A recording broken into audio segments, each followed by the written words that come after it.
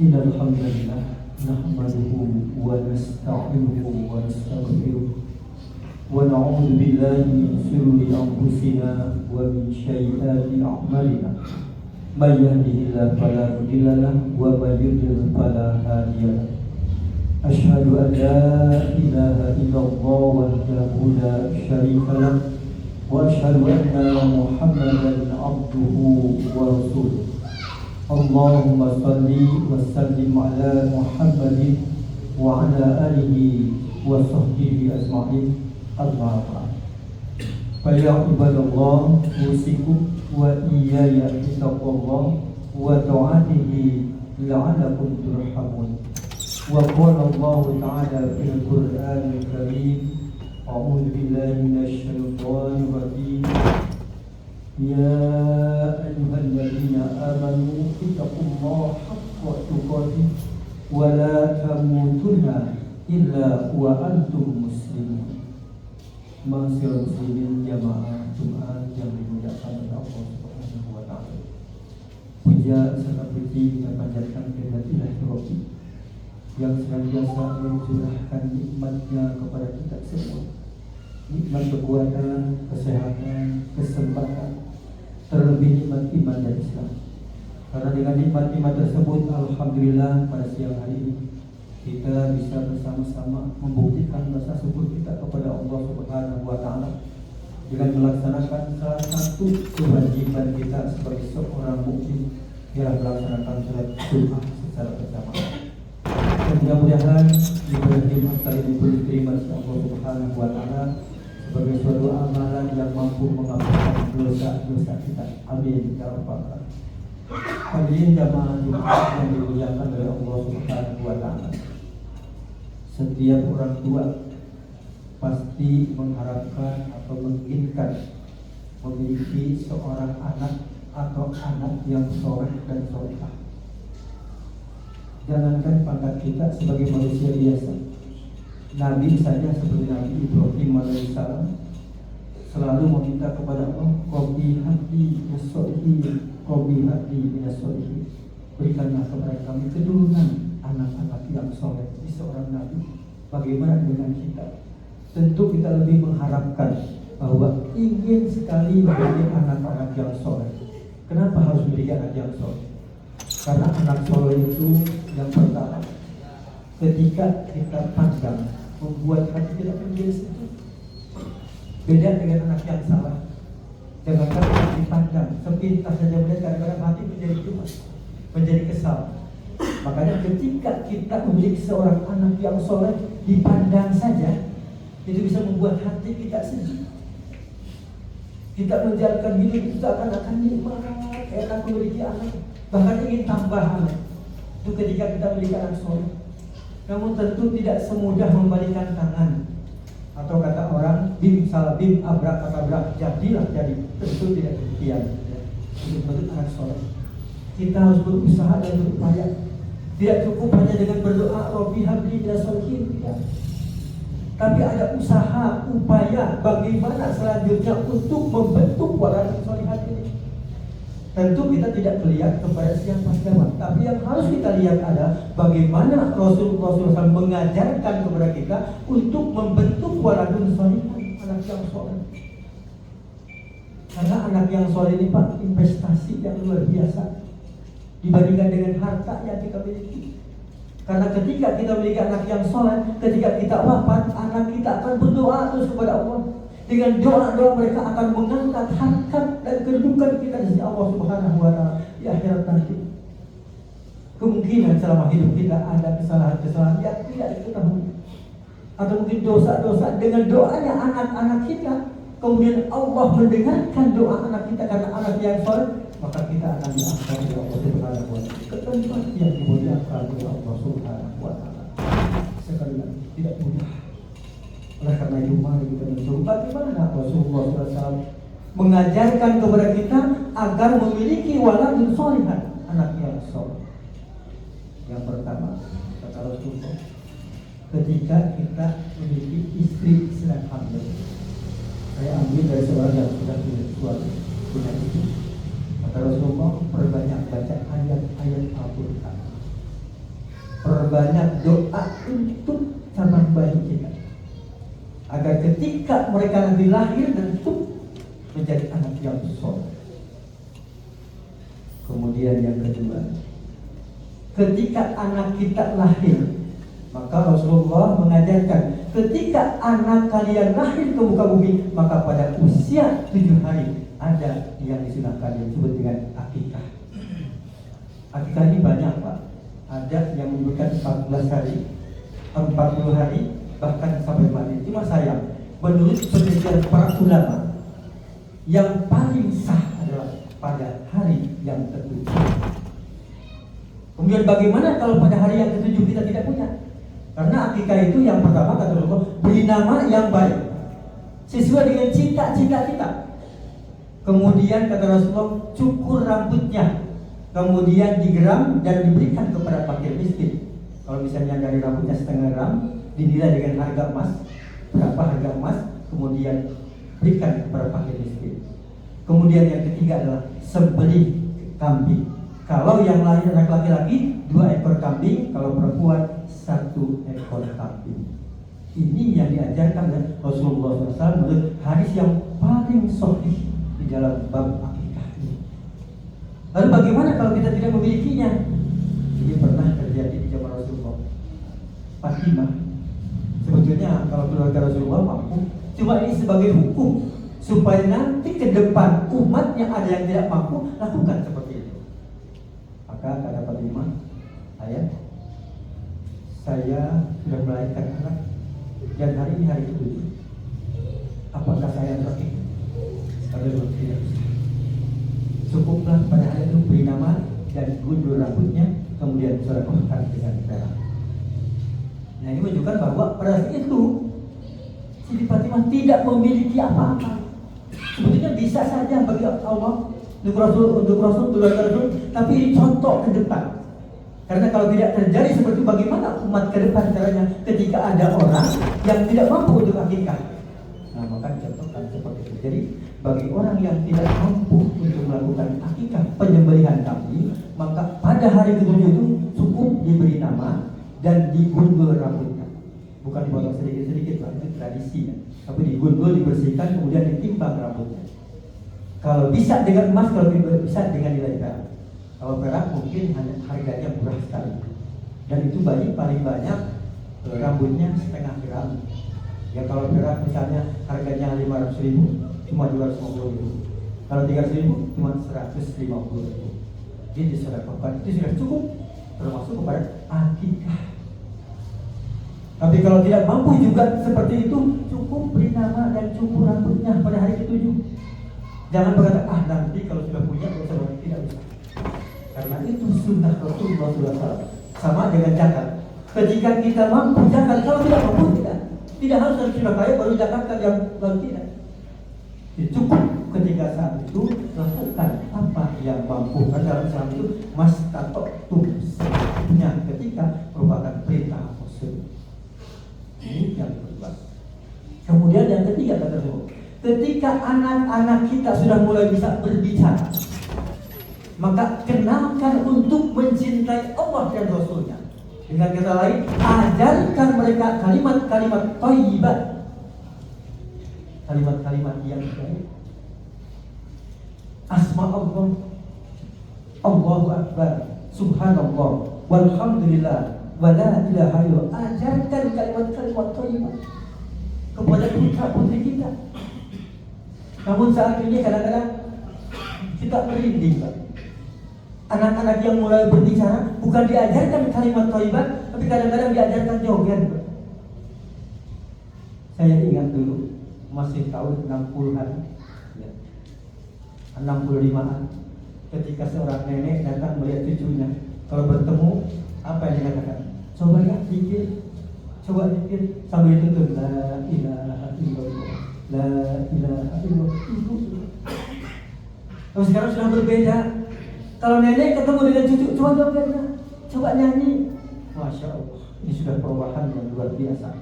Jadi pantas kalau anaknya suaranya lebih keras daripada bapak dan ibunya.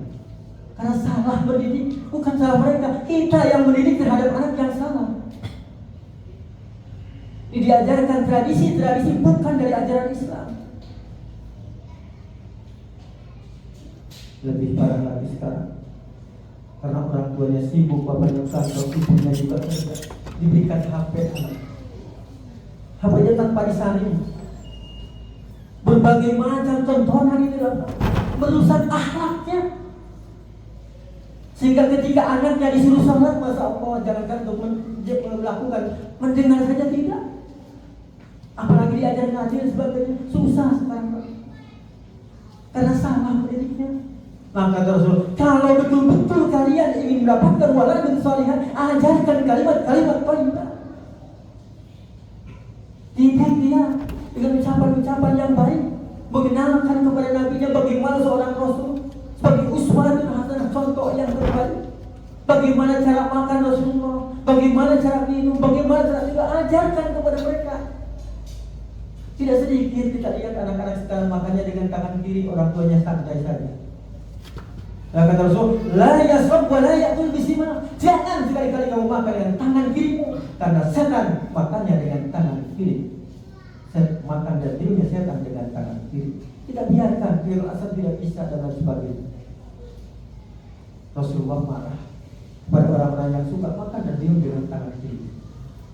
Suatu ketika ada seseorang bertemu dengan Rasulullah SAW. Kemudian orang itu minum dengan tangan kirinya. Rasulullah menegur, jangan kau lakukan itu. Lalu orang itu mengatakan, saya tidak bisa. Bukan tidak bisa, tapi kamu sombong.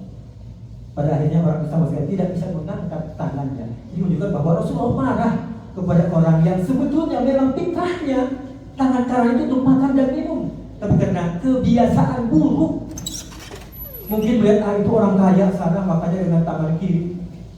Kalau makan bakso dua-duanya makan kiri kanan. Padahal ini merupakan satu kesalahan. Kemudian selanjutnya kata Rasulullah, setelah diajarkan kalimat-kalimat thayyibah, maka ketika anakmu sampai pada usia 7 tahun, ajarkan dia untuk sholat, didik dia untuk sholat, bawa ke masjid. Sekarang jangan apa? Bapak-bapak masjid berlenggang, kadang-kadang anaknya sudah umur 10 tahun, 12 tahun tidak pernah dicari. Jam 6 belum ada di rumah, dibiarkan paling main. Tapi kenapa kalau anak ayamnya jam 6 belum masuk, dikeliling satu kampung, mana ayam saya, mana ayam? Ini menunjukkan bahwa kita lebih mencintai ayam daripada anak kita. Itu bukti. Sehingga pantas Rasulullah pernah berkata, tandanya kiamat itu kehancuran dunia ini ketika seorang ibu melahirkan majikannya. Ini singgungan, Pak. Apa yang dimaksud melahirkan majikannya? Yang namanya majikan kan cuma buruk. Ini berarti kalau anak sudah berani nyuruh kepada orang tuanya, ini menunjukkan bahwa hari kiamat atau kehancuran sudah dekat. Dan sekarang tidak bisa dimungkiri. Sudah banyak anak-anak yang menyuruh kepada orang tuanya, ambilkan itu, dan sebagainya. Karena ini sebenarnya kesalahan kita untuk mendidik mereka. Padahal jangan menyuruh. Orang tua menyuruh mengatakan Ahmad, itu sudah dosa. Wala taqul lahuma uffin. Jangan sekali-kali mengatakan kepada orang tua, hukumnya haram. Anak sekarang bukan tapi balik marah. Ini kejadian yang memang sudah terjadi karena kesalahan kita. Kita minta orang soleh, tapi sayang pendidikan kita yang salah. Maka pada usia 7 tahun ajarkan dia untuk sholat, bawa ke situ, cari setiap waktu sholat. Kalau memang kita orang yang disibukkan dengan pekerjaan, titipkan di rumah sama ibunya. Kalau laki-laki, ibu antarkan dia ke masjid waktu sholat. Kita harus berani karena kita sebagai suami adalah ar-rijalu qawwamuna, pemimpin untuk melindungi keluarga kita. Maka Allah memesankan langsung, ya ayyuhalladzina amanu qu anfusakum wa ahlikum nar. Wahai orang-orang yang beriman, pelihara dirimu dan keluargamu dari panasnya api neraka. Tanggung jawab kita sebagai orang tua, bagaimana caranya untuk mengarahkan anak kita. Maka ketika tenggang waktu dari 7 sampai 10 tahun, 3 tahun, ini waktu yang cukup mengajar mereka 3 tahun. Maka ketika umur 10 tahun anak itu berani meninggalkan sholat, pukul dia. Tapi jangan salah pukul, Pak. Jangan pukul seperti ini. Penjahat bukan. Allah mengatakan walau maafkan dia. Bagaimana cara didik dengan lemah lembut? Yang lebih baik mendidik kepada anak kita. Jangan dengan kata-kata kasar. Yang lemah lembut supaya anak itu menurut. Kalau dengan kasar kadang-kadang dia lebih kasar. Dididik terus sampai dia bisa. Karena ini perlu kesabaran dan ketabahan untuk mengajarkan anak-anak kita. Kalau kita sudah mendidik dan mengajarkan mereka dengan baik, lalu nanti satu saat dia berbuat kesalahan, bukan tanggung jawab kita. Nah, di akhirat tidak ada lagi tanggung jawab ketika kita sudah mengajarkan kepada mereka dengan sebaik-baiknya sampai akhir hayat kita. Kemudian tidak lepas seperti itu ternyata. Dan jika anak kita sudah mulai berdewasa, terus ingatkan mereka. Dan ketika sudah saatnya untuk menikah, carikan pasangan yang terbaik untuk wanita muslim. Karena di zaman sekarang ini kadang-kadang membolehkan nikah dengan orang kafir, orang musyrik. Padahal itu hukumnya haram, tidak boleh. Jangan sampai anak-anak kita menikah dengan agama-agama yang lain. Sekalipun itu menarik perhatian kita. Di satu aturan di dalam Islam, kalau hidup itu waladun sholihan. Nah, ketika anak kita sudah terbentuk menjadi waladun sholihan, maka itulah keuntungan yang luar biasa. Karena kata Rasulullah, man mata insanun qada amalu illa bin salasin. Shadaqatun jariyah ilman bin tamaud waladun sholihan yad'ulah. Kalau di antara kamu sudah wafat menikah, maka terputus semuanya. Harta, kekayaan, semuanya hilang. Tapi yang terus mengalir kepada kita sampai hari kiamat adalah shadaqatun jariyah, amal jariah yang ketika kita selama hidup mungkin menyumbang ke masjid, membuat jalan, membantu ke pesantren dan sebagainya, itulah selama dipergunakan akan mengalir kepada kita. Ilmu yang bermanfaat yang kita ajarkan kepada orang lain, kemudian orang lain mengamalkannya, kemudian dipakai untuk beribadah kepada Allah, itu pun akan terus mengalir kepada kita. Dan terakhir yang paling penting tadi dengan tema kita, waladun sholihan. Mudah-mudahan kita diberikan kekuatan dan kemampuan oleh Allah Subhanahu wa Ta'ala untuk bisa menjadikan anak-anak kita, putra-putri kita menjadi waladun sholihan. Dan terus berdoa dan berupaya. Sampai juga Allah mengajarkan di dalam salah satu ayatnya, Allahumma rabbana habdana min azwajina wa dhurriyyatina qurrata a'yun waj'alna lil muttaqina imama. Rabbi ij'alni muqimas shalah wa min dhurriyyati rabbana taqabbal. Doa inilah yang terus kita lanjutkan, kita panjatkan kepada Allah Subhanahu wa Ta'ala dengan sepenuh hati, dengan harapan bahwa doa kita akan dikabulkan. Jangan pernah berputus asa untuk berdoa. Barakallahu wa lakum.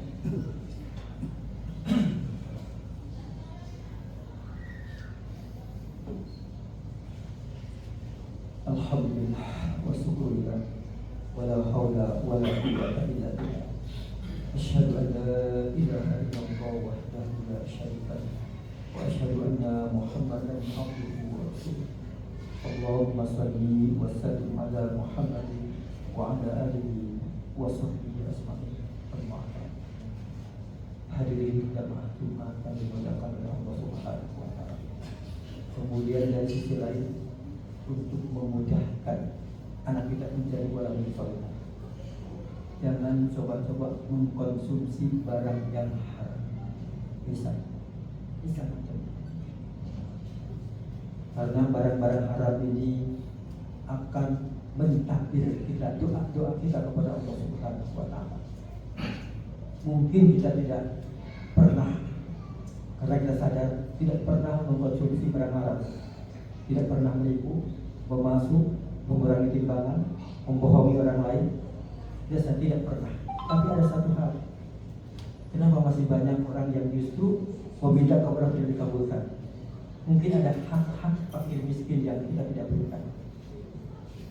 Karena setiap orang ada yang disebut dengan zakat. Bagi orang-orang yang mampu, hati-hati. Karena zakat merupakan ibadah yang sangat penting dalam kehidupan manusia.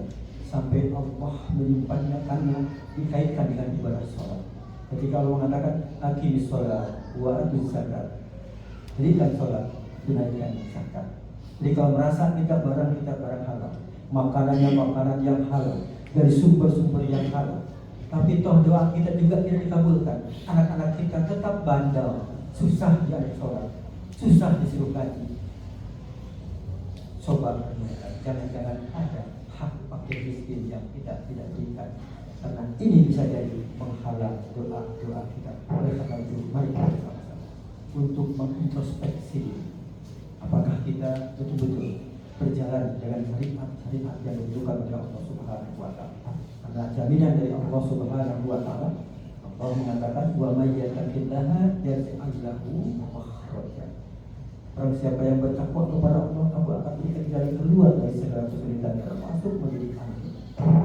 Bahkan dalam surat Al-A'raf ada janji dari Allah, walau anna ahlal qura amanu wa taqaw la fatahna 'alaihim barakatun minas samai wal ardh walakin kadzabuhu fa akhadnahum bima kanu yaksibun. Andai kata penduduk negeri ini beriman, itu cukup besar.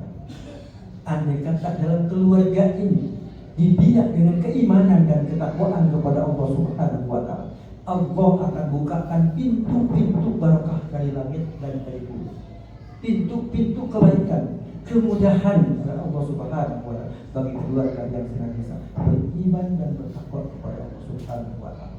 Walakin kadzabuhu fa akhadnahu, tapi ketika mereka suka mendustakan ketentuan-ketentuan Allah, tidak mengikuti syariat-syariat yang ditentukan oleh Allah Subhanahu wa Ta'ala, maka tebusan yang kata Allah azabku yang amat berat. Jangankan di akhirat nanti, di dunia yang saja akan mendapatkan hukuman dari Allah Subhanahu wa Ta'ala. Sekalian mari kita bersama-sama untuk berdoa kepada Allah Subhanahu wa Ta'ala. Allahumma ighfir li wa lil muslimin wal muslimat al-ahya'i minhum wal Rabbana hab lana min azwajina wa dhurriyyatina qurrata a'yun waj'alna lil muttaqina imama. Rabbi ij'alni muqimas salati wa min dhurriyyati Rabbana taqabbal. Rabbana hab lana min azwajina wa dhurriyyatina qurrata a'yun waj'alna lil muttaqina imama. Rabbi ij'alni muqimas salati wa min dhurriyyati Rabbi minas salihin. Rabbi habli minas salihin. Rabbi habli minas salihin. Rabbana atina fid dunya hasanah wa fil akhirati hasanah wa qina adzabannar. Aqulu qawli hadza wa astaghfirullaha wa lakum. Wassalamu alaikum warahmatullahi wabarakatuh.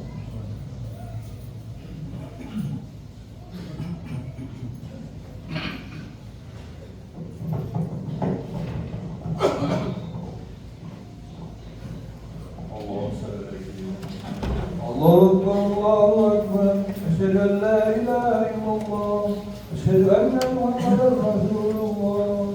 Hayya 'alas salam, hayya 'alal falah, qad qamatis salat, qad qamatis salat. Allahu Akbar, Allahu Akbar, la ilaha illallah.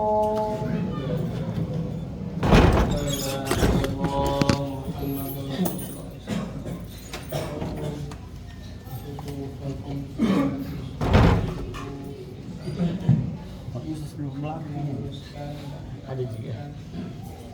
Uniknya pasti dari silakan karpet supaya luas.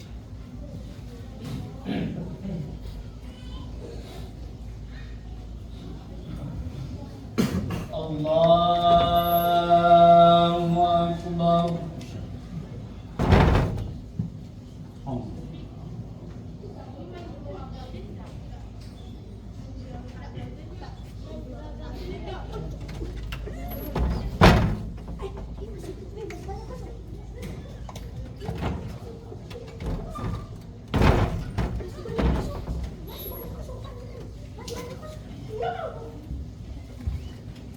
Bismillahirrahmanirrahim.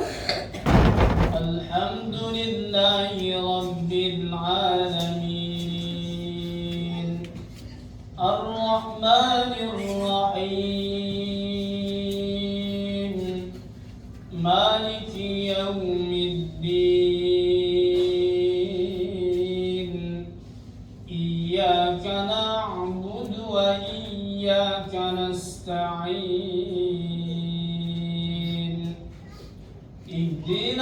الصراط المستقيم صراط الذين أنعمت عليهم غير المغضوب عليهم ولا الضالين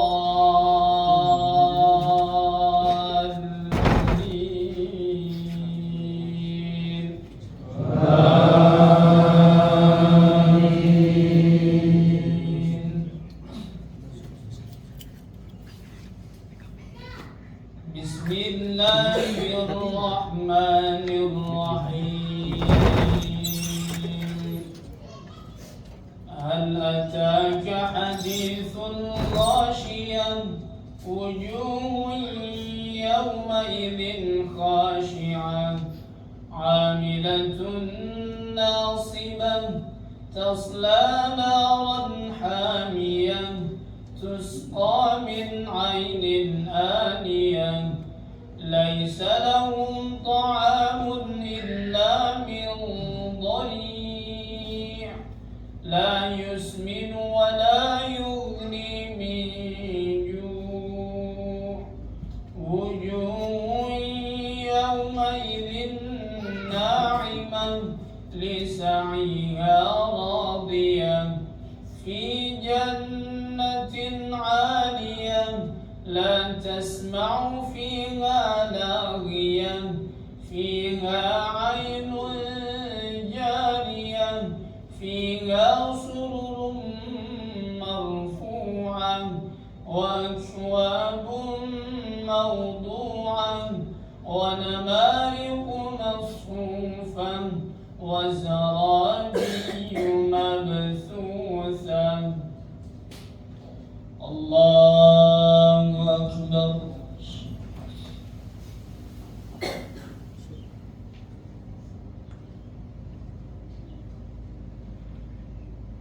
سمع الله لمن حمده الله أكبر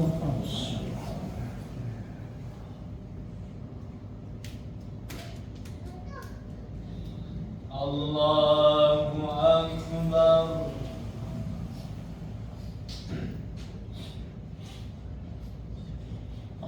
الله أكبر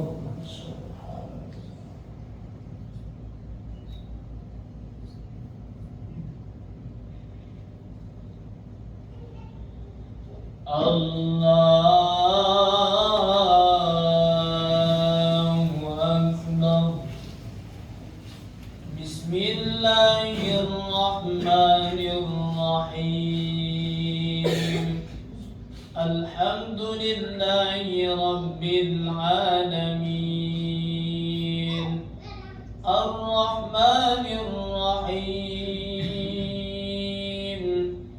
مالك يوم الدين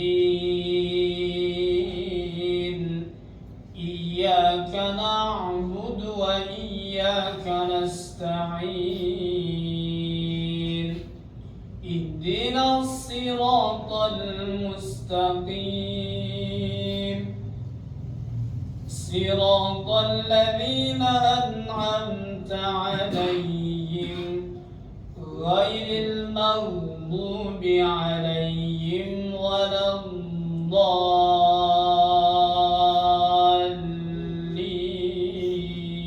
الضالين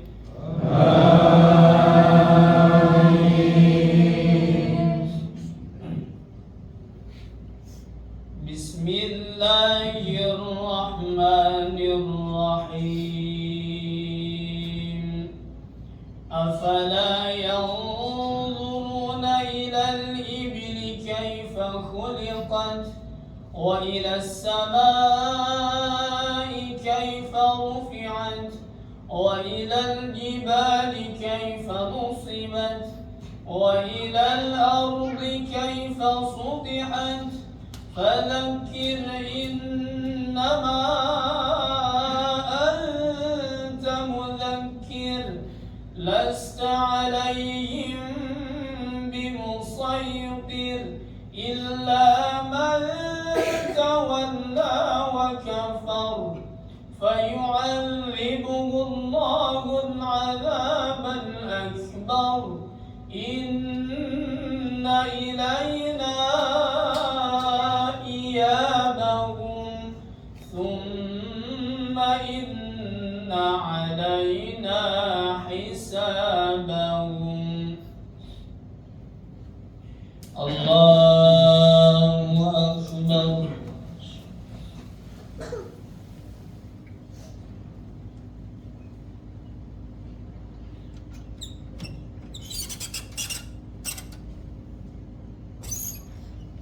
سمع الله لمن حمده. الله أكبر.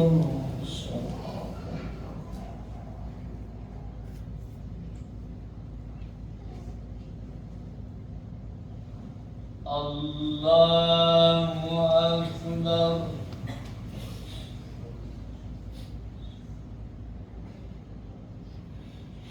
الله أكبر.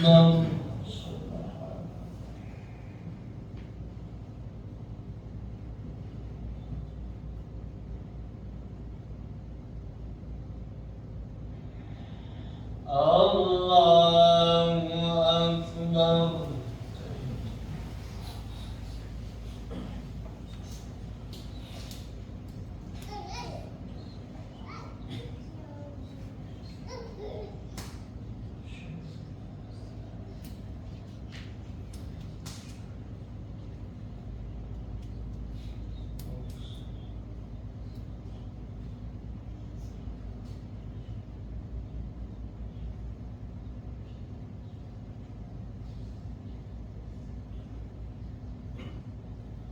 السلام عليكم ورحمة الله. السلام عليكم ورحمة الله. استغفر الله.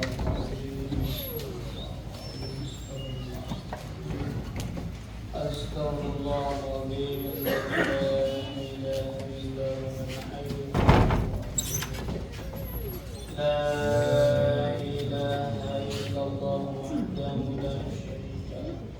له الملك وله الحمد يحيي ويميت وهو على كل شيء قدير. لا إله إلا الله وحده لا شريك له له الملك وله الحمد يحيي ويميت وهو على كل شيء قدير. بسم الله الرحمن الرحيم. وإلهكم إله واحد لا إله إلا هو الرحمن الرحيم. الله لا إله إلا هو الحي القيوم لا تأخذه سنة ولا نوم له ما في السماوات وما في الأرض. من الذي يشفع عنده إلا بإذنه يعلم ما بين أيديهم وما خلفهم ولا يحيطون بشيء من علمه إلا بما شاء. وسع كرسيه السماوات والأرض ولا يؤوده حفظهما وهو إلهي ربنا سبحان